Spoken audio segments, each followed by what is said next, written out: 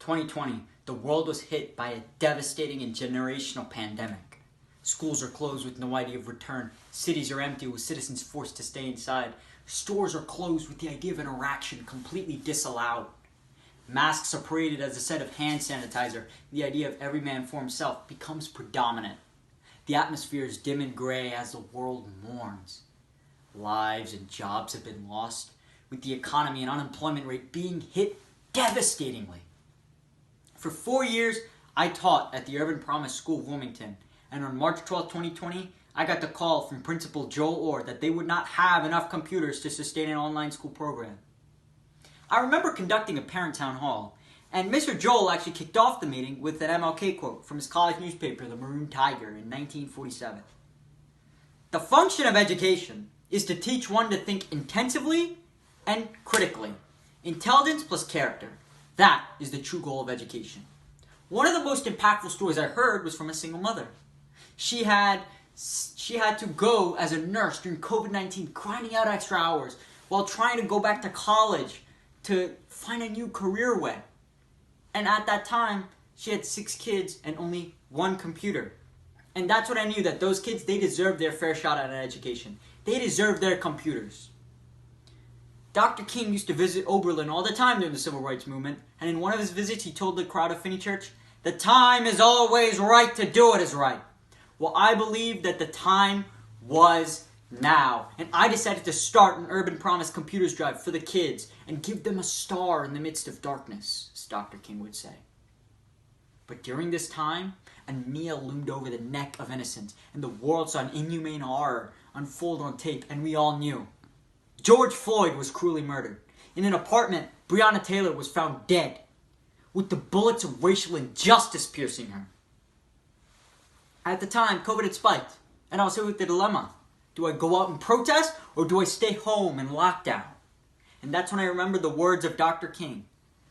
There comes a time when silence is betrayal.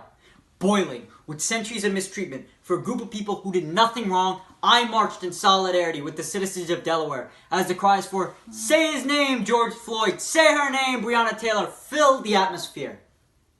And as I was marching, I could feel that this was such a powerful moment. A moment that has transpired throughout the history of America. When 55 years ago, a young man by the name of John Lewis marched across the Edmund Pettus Bridge and was battered for the right to vote. And now, we saw an 80-year-old John Lewis on his last legs walk out with his fist in the air. And he stood for justice, equality, and the antecedent to our current leadership. Everyone has lost a soul dear to them. And I remember thinking, how can a nation like America afford to lose hundreds of thousands of lives? And as I was pondering this question, my life hit rock bottom.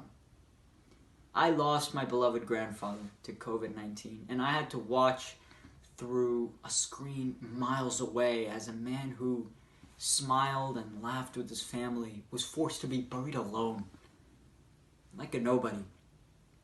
And that's when I knew the importance of leadership. And in 2020, we saw 2 messages. One of our presidents of hate, divisiveness, and fear-mongering, and the other of a vice president from the state of Delaware talking about a new purpose after seeing the tiki torches blaze through the skies of Charlottesville. Talking about the idea of empathy and common decency. And that's when I decided to go canvass and phone bank for Joe Biden and John Kane, and it worked out.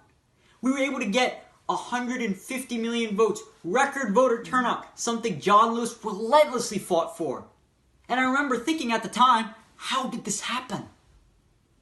And that's when I remembered the words of Dr. King as they rang in my head as freedom rang across the hilltops of Georgia 50 years ago. Hate is just as injurious to the hater as it is to the hated. That's why psychiatrists say, love or perish.